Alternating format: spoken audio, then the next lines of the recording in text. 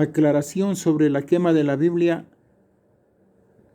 en el año 2012 en la Universidad Nacional de Loja. Quiero indicar que la iniciativa nació de los estudiantes y de mi persona, al confrontar ideas contrapuestas al interior del aula mediante la técnica del debate entre concepción religiosa y concepción científica. Los estudiantes se dieron cuenta que no tiene nada que ver la explicación que hace la ciencia sobre el universo, sobre el sistema solar, la Tierra, el origen de la vida, con lo que hace la Iglesia y con lo que hace la religión. Y por eso algún grupo de estudiantes decidieron quemarla. Quiero indicar que a esa fecha yo tenía 65 años. Yo he sido profesor por 25 años en la universidad y ahora tengo 73 años. Y a despecho de muchos que creían que por haber quemado la Biblia, el Dios bondadoso, entre comillas, me iba a fulminar, no ha pasado. Allí hablábamos en el video también de la historia de algunos Cristos que existieron miles de años antes del cristianismo, decenas de Cristos. Se dice que por miles de años en el mundo del mar Mediterráneo y del Asia Central Meridional, como también en los tiempos en que supuestamente existió Jesús, convivían una vastísima cantidad de credos y rituales, con asombrosas similitudes entre todos ellos, más allá de sus lugares de orígenes.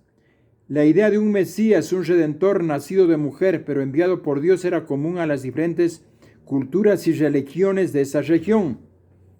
Nosotros que vivimos en una sociedad moldeada por la fe cristiana, tendemos a pensar inmediatamente en Jesús de Nazaret como único Mesías. Miles de años antes de la aparición del mito de Jesús, en casi todo el planeta existieron figuras mesiánicas. En el mitraísmo, zoroastrismo persa, budismo, las religiones tradicionales de China, India y hasta entre los pieles rojas, aztecas, mayas y los antepasados de los esclavos africanos llegados a América. Veamos algunas de ellas. Vamos a tomar las características de unos solo 4 Cristos antiguos. Cristo de Frigia, Buda, Krishna y Osiris.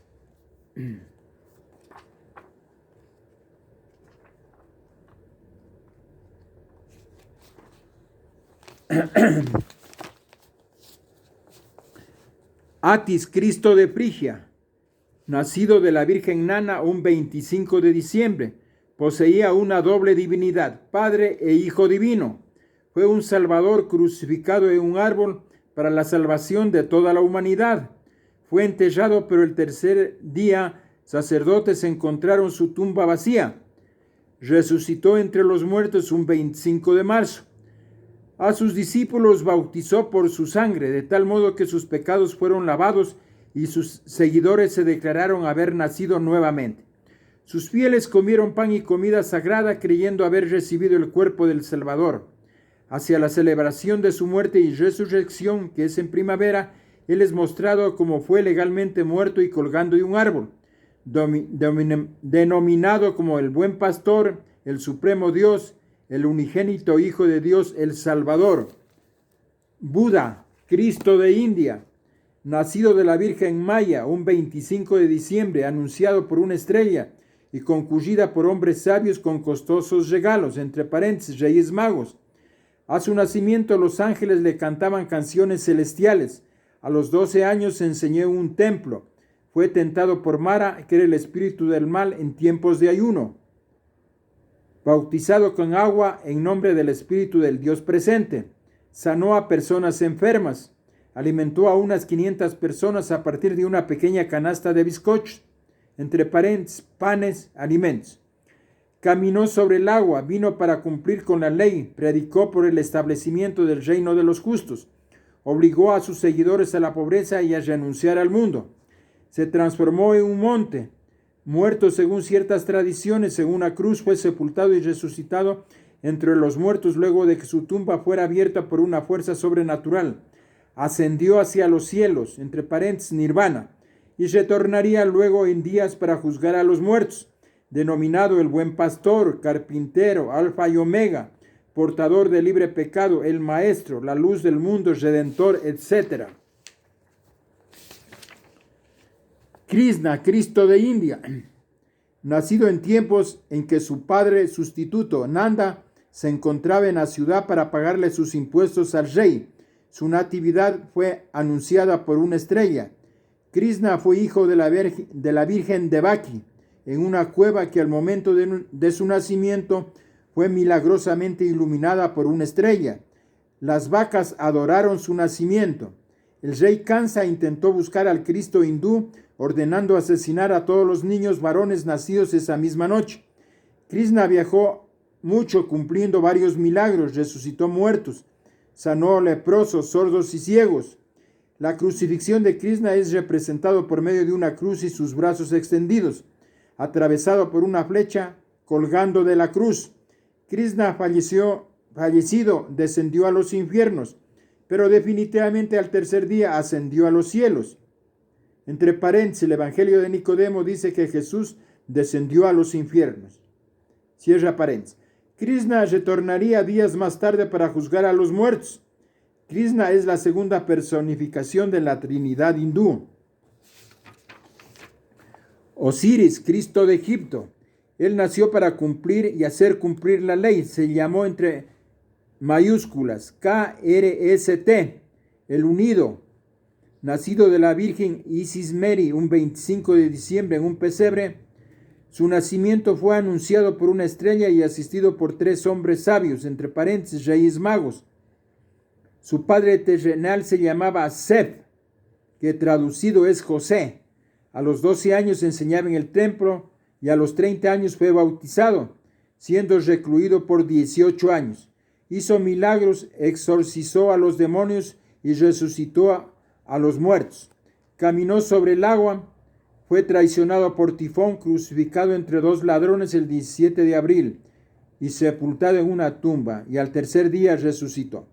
Sus discípulos a su muerte y resurrección celebraban cada año el equinoccio invernal, entre paréntesis Pascua, denominado el camino de la verdad y de la luz, el Mesías, Dios convertido hombre, el Hijo del Señor, el Verbo hecho carne, la verdad de la palabra. Se esperaba reinara 1000 años.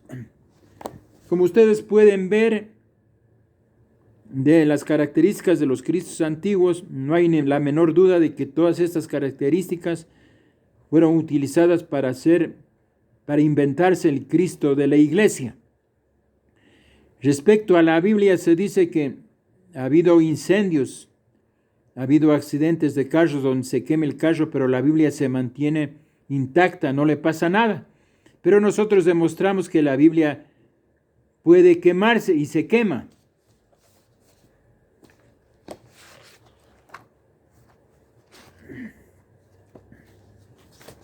Pero respecto a la Biblia, habría que remitirse al libro de José Rodríguez, un bestseller en España y en Europa, que se llama Mentiras Fundamentales de la Iglesia, y el subtítulo es Contradicciones de la Biblia. Él dice que los análisis científicos han demostrado que buena parte de los libros legislativos, históricos, proféticos o poéticos de la Biblia son el producto de un largo proceso de elaboración durante el cual se fueron actualizando documentos antiguos, añadiéndoles nuevos datos e interpretaciones diversas en función del talante e intereses de los nuevos autores recopiladores. Cuando la Biblia hebrea se tradujo al griego, dando lugar a la llamada Biblia de los 70, se incorporaron diversos libros: Tobías, Judith, fragmentos de Esther, 1 y 2 Macabeos, Sabiduría, Eclesiástico, Baruch, y fragmentos de Daniel que no estaban registrados en la Biblia hebrea. Entonces la Biblia no es que se ha mantenido intacta y sea considerada una palabra divina escrita por ningún Dios.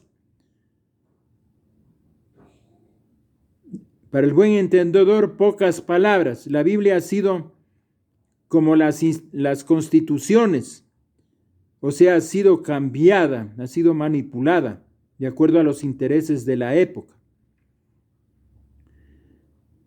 La única manera de desenmascarar realmente a la cabeza de la Iglesia, que es el Papa, sería que en el Vaticano se soltaran leones hambrientos, pero no leones domados o quitados los dientes, leones hambrientos, y que le acompañaran todos los creyentes que creen en la Biblia y en el Dios judío, entre ellos el Netanyahu, el fascista, el más grande fascista de nuestra época, que esté poniendo en peligro la paz mundial, Bolsonaro de Brasil y Trump, que también habla de la Biblia y utilizó la Biblia en las recientes elecciones, tal como ellos dicen que son bendecidos por Dios y que armados de la Biblia y del crucifijo, ellos realmente dominan a los animales salvajes.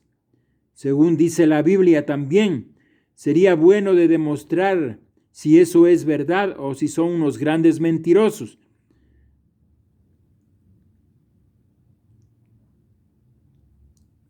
Espero seguir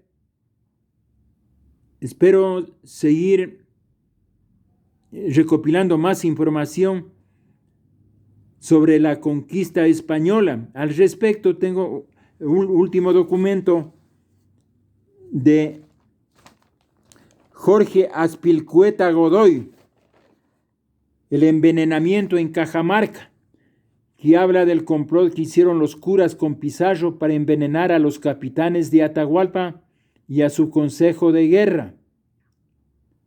Entonces tenemos derecho nosotros, si no podemos recuperar todo el oro y la plata que se robaron con los delincuentes españoles, por lo menos quitarles las iglesias para convertirlas en hospitales y en bibliotecas, para educar a la gente. La gente es totalmente ignorante y es que no ha leído ni siquiera la Biblia, entonces no está acostumbrada a investigar ni a comprar un libro. Entonces la fuente de la miseria de nuestros pueblos y su ignorancia es esta imposición a la fuerza del cristianismo. Solo en Cajamarca murieron más de 3,000 indígenas y toda la colonización murieron millones de personas. Entonces esperemos, recapacitemos y tengamos una opinión. Gracias.